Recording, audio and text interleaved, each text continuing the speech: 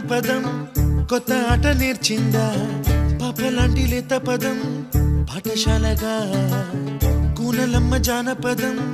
పల్లె దాటి వచ్చిందా చవళిల జానతనం పాట చూపగా కుంచెలో తాగే చిత్రాలు ఎదురొచ్చేలా అంత